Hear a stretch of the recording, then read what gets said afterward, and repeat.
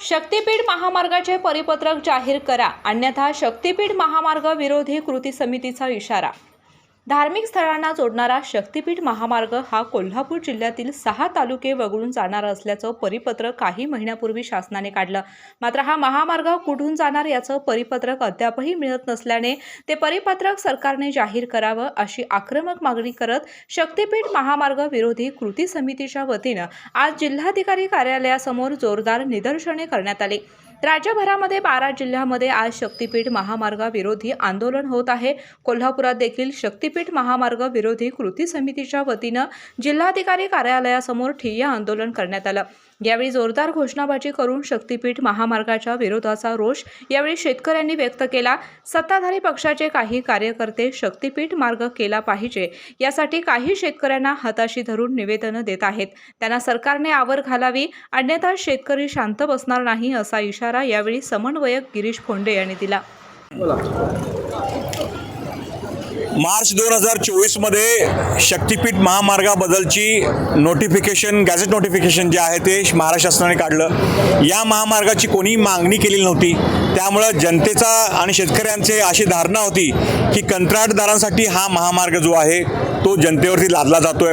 हा महामार्ग जो आहे शेतकरी विरोधी तर आहेच, पण तो पर्यावरण विरोधी आहे। याच्यामध्ये प्रचंड प्रमाणात भ्रष्टाचार झालेला आहे, तो जनविरोधी आहे आणि त्यामुळे हा रद्द करावा म्हणून गेले 10 महिने 1 वर्ष झालं हे शेतकरी आंदोलन करत होते।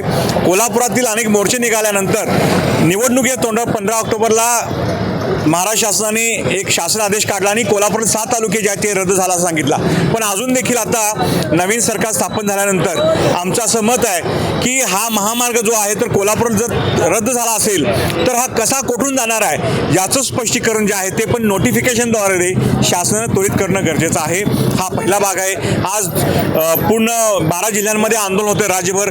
या आंदोलनाचं समर्थन आम्ही करण्यासाठी आज धरणे आंदोलन करतोय। तिसरा जो मुद्दा आहे, आम्ही 2.5 महिने शांत बसल्यानंतर सत्ताधारी पक्षांचे जे काही बगलबच्चे कार्यकर्ते आहेत, ज्यांचा शेतजमिनीशी शेती कसण्याशी काही मात्र संबंध नाही आहे, असे लोक 2-4 लोकांना हाताशी धरून हे काय करतायत, निवेदन देत सुटलेले आहेत की शक्तीपीठ महामार्ग आम्हाला कोल्हापूरमध्ये पाहिजे आहे म्हणून। आम्हाला सत्ताधारी आमदारांना सांगायचं आहे, यांचा बोलता तरी तुम्ही आहात की हे स्वतः बोलतायत। दोन्ही केसमध्ये, दोन्ही सिच्युएशनमध्ये तुम्ही त्यांना शांत बसायला सांगितलं पाहिजे की हा फडणवीसनी इशारा दिलेला आहे की कोल्हापुरातील शेतकऱ्यांना गाफील ठेवून त्यांचा घात करायचा, त्यांच्या पाठीसुद्धा खुपसायचा।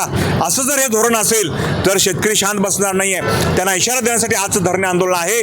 जे शेतकरी या आमदारांना महायुतीला मोठ्या प्रमाणात निवडून देऊ शकतात ते शेतकरी यांना घरी बसवल्याशिवाय राहणार नाहीत। येणाऱ्या स्थानिक स्वराज्य संस्था निवडणुकीमध्ये पण शेतकरी आपला हिसका दाखवतील असा इशारा आम्ही देतोय। पुन्हा आम्हाला आंदोलन करायला भाग पाडू नये एवढं आम्हाला या शासनाला सांगायचं आहे। आजच्या धरणे आंदोलनाच्या वरतीच त्यांनी थांबवलं पाहिजे आणि कसा रस्ता जातो हे लेखी आम्हाला कळवलं पाहिजे अशी आमची मागणी आहे। स्पेशियस, लक्झुरियस, सगळं मिळेल अगदी मनासारखं। बटू बिल्डर्स यांचा नवीन गृहप्रकल्प गृहलक्ष्मी रचना। अशाच नवनवीन अपडेट पाहण्यासाठी आमच्या KK न्यूज चॅनेलला सबस्क्राईब करा।